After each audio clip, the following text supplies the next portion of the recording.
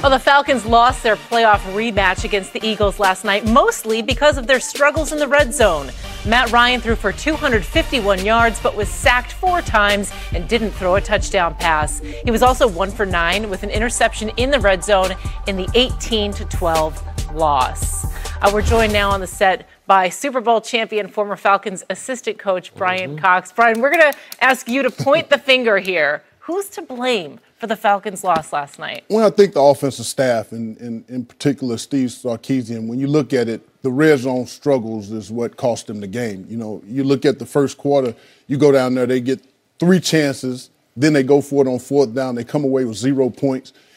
They had an opportunity to be up 17-6 in the game or 17-3 in the game early on, and it just got away from them. So, you know, the play call, when you get in a money situation or when you go for it on 4th down, the head coach will come on the headset and say, hey, we're going for it on 4th down, run your play on 3rd down that you like, and then we'll come back on 4th down. So when you look at the plays, they tried to go to Freeman on the 3rd down play on the pass in the traffic, and then they come back and try to run outside. You can't run outside on the speed defense. So no.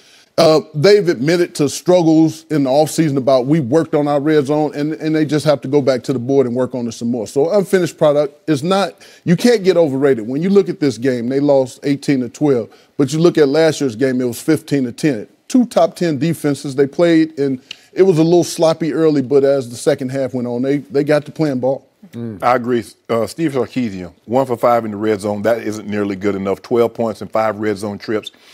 We expected them to improve the red zone. That should have been a point of emphasis in the offseason. Right. It hurt them last year because in the divisional round, have an opportunity, 3 cracks at the end zone, you win the game, and then who knows what happens. Maybe we're having a different discussion as far as Atlanta getting back to the Super Bowl and winning. But in this situation right here, but Matt Ryan played terrible too. Right. Because his accuracy, something must be wrong with his shoulder because that ball was fluttering and everything seemed like it was a struggle for him to push the ball down the field. But I will say this again. Matt's a Philly kid going home. He struggled there. When I was there, we went up there and they ran for 200 yards on us and they beat us, but he didn't have a great day. Last year in the championship game, they put up the 15 points with a chance to win late, throwing the ball up high to Julio. You got to get the receivers a chance. So, right. You know, I don't want to overblow it and make it a big thing. It's game one. It's when you look at week 1, some teams are going to come out and look like an offensive juggernaut, and we're going to crown them. This is the front runner. Man, there's a lot of ball to be played. There's a lot of ball to be played. But ball was played last night, so somebody's got to get the blame. And by the way, speaking of that playoff game last year, that ball hit Julio right in the hands. We're having a different conversation if he catches it, right? So to start off with Julio, is he really the best receiver in football? Because yes. You keep saying that. Yes. I believe he is. Does he have Randy Moss in him? Does he have that mentality of, I'm going to take this game over? I don't get that from him. He tried. The dagger route, he tried to get out. He tried to get out of Dodge. I'm going to stand up for Julio because having been there and coached on that staff, I have never in my career, 12 as a player, 10 as a coach, seen a guy that gets double team and triple team the way that this guy gets. So that's why you talk about SC standpoint, he's not going to come up with all the numbers. But this guy can do any and everything you would ask any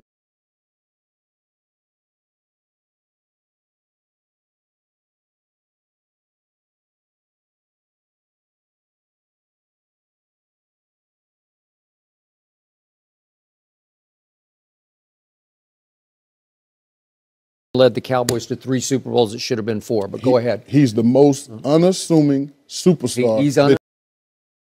You would ever. No diva in him. Okay. He's the nicest guy, and for all the stuff that we talk about with the receiver position, about the diva stuff, this guy just goes out, puts in his work, and he just keeps his head down, and he's the most approachable superstar you'll ever see. Okay, now to the quarterback. I've been around him enough to say he is a great kid. You know, he's not a kid anymore, but he's a great guy. Right. Is he that guy? Is he the guy? Is he the guy that will make the play to win the game at the moment? I've never sensed that, and I've been consistent in my opinion about him. He's very good. Is he great? No. What did I see last night? And again, maybe something's wrong with his arm because his arm seems softer than Nick Foles did last night. No, nothing's wrong with his arm. I mean, when you look at this guy, Matt is a really good quarterback. I would agree with you that would you say he's a great quarterback? When you mention the great quarterbacks in the game, he's not one of the first 4 or 5 guys. But he won an But there's a MVP. reason. There's a reason why the Falcons came back and gave Julio a contract this year, amendment, because they understand and know that you got to have all these weapons around him to make him successful. Right. And so, Kevin Ridley was a no-show last night. Sanu came up with a couple catches, but not for a lot of yards. Devontae Freeman got hurt early, so Coleman had to come in and do it. So we talk about all these weapons. Maybe we got too many weapons. But late in the game, you got to think players and not plays. And Matt just didn't get the receivers an opportunity to catch the ball late in the game. You got to throw it in there and give him a chance. Matt Ryan had 5 throws into the end zone because he got one gift at the end because they call illegal contact. It was just ticky-tack. You don't call that on 4th down in Philadelphia. You get an extra crack at the end zone. So he gets 5 throws and doesn't convert one of them and doesn't really come close to converting one of them, right? Well, that's just wrong. The last part of the game, I could see what he was doing because they were out of timeouts. You got 18 seconds. You got 3 plays. If it's not there, throw it away. But on 3rd and 4th down, you got to give Julio an opportunity. You got to give him a chance because at that point, the game's over. I also will go back to the first quarter red zone possession where if you just come away with some points, you get 3. Late in the game, now it's 18-15. You need a field goal. You're in the red zone. You got a tie game. Right. So, sometimes when you say we're going to stay aggressive, that's code word for we screwed up. Okay, I got it. And back to Sarkisian. He's an easy target today, and I'm sure in Atlanta on the talk shows they're going to be scorching him. But the only call that I had big question about was what you brought up, the 4th down call. I don't know what you're thinking. You're going to run Devontae kind of off tackle, but it's the play start off tackle, and then he had no choice, but he had to bounce it hard, and he went nowhere fast because you can't call that play against that. That might be the best defense in pro football. It just might be. That front 7. But you can't take – he took 6 sacks last night. 2 were negated by penalty, but he's taking them in the red zone. I would have thought after what happened in Atlanta when you get the big completion to Julio at the 20-yard line, like Matt Ryan says, I've never taken a sack again in the red zone. That's not going to happen. And lo and behold. Especially a veteran quarterback. You just know better. As you mentioned, you keep mentioning, he's an MVP. He's an MVP. If he's a 2nd or 3rd year guy, B. Cox, we can understand it. We played long enough to know, okay, but Matt Ryan has been in the league too long. He's too good of a player to take those kind of negative plays in that situation. It cost him one because he missed. It didn't cost him. He ended up getting a 52-yard field goal. But you can't make a living taking sacks in the red zone. You need to make sure you always come away with points. And I just didn't think he played well because Julio ran the speed out, 10 rolled to 12. That should have been a pick 6. Right. It should have been a pick 6. He threw the ball late on the over route. Now, Julio screwed him one time on the under route.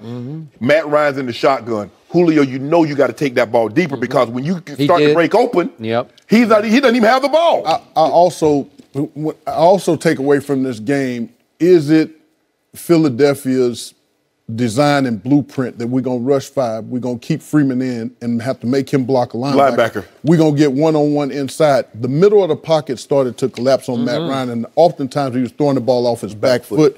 So that pressure in his face was, a blueprint for this offense with all the weapons. Brandon Graham and Fletcher Cox. Barnett. Bennett. Long with Chris Long 8 last night. He had, I think, 2.5 sacks. Probably should have had 3.5. But I just named 5 guys who are studs, man. But you ain't even say nada.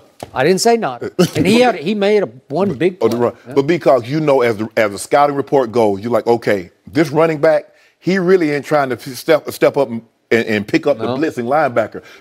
As a running back, what I'm trying to do is cut the distance down between which B. Cox can get ahead of steam and hit my quarterback. He might run over me, but he's going to have to run over me in the line of scrimmage because I'm not giving him a 2-way option. I'm going to step up, make you run over the top of me. And that's why I know that Devontae Freeman is hurt because he's a dog. He has no problem doing that. I've seen him do it time and time again.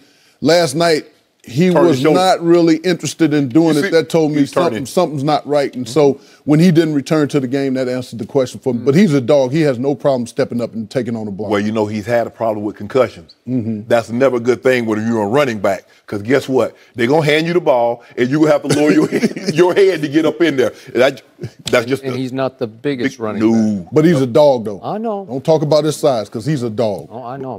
He's like all heart to me. Well, you got to be a lot of dog to pick up that blitzing linebacker because B. Cox ain't give you no move. He tried to run right over the top. He tried to put his helmet in your chin. Well, maybe if B. Cox had been on that coaching staff last night, Atlanta comes away with a win. Is that possible? But that was a I ain't bull. gonna say all that. That was a bull jive call on Grady Jarrett too. What's he supposed to do? The same thing happened later in the game when Chris Long fell on Matt Ryan and they didn't get the same call because it was in the fourth quarter late. When you put body weight on the quarterback, it should be a penalty regardless of what time of the game it is. Yeah. What's he supposed to do? They want you to roll. Yeah, I ain't rolling him. I ain't gonna dislocate my shoulder trying to protect him. If I'm gonna dislocate a shoulder, it's gonna be his, not mine. You better hope your man Aaron Rodgers gets that flag again and again to protect him. They gonna get him. He's got that Tony Packers Romo defense. collarbone now. Yeah, I ain't worried about Aaron Rodgers. Packers defense gonna be good this year. Packers Super Bowl champs. Oh. What? Yeah. But Predictions. Mike Pettin is You the were doing best. so well. Mike Pettin is the best pickup non-player of He the whole is offseason. very good at what he that does. defense won't give up but 17 points a game. Super Bowl champs? Yeah. Did you just say that Aaron Rodgers is going to beat Tom Brady in a Super Bowl? Tom Brady ain't gonna make it. It's gonna be the Chargers or the Texans. Or the Texans? hot You got to takes. pick one of them. Hot takes. I don't have to pick one. Yes, you do. I You can pick just two. pick Green Bay. I just feel good about Green Bay. In the AFC, I'm not so sure because this is the first year you see a couple chinks in the Patriots' armor. Chinks in the armor? No receivers. Who are you gonna throw it to?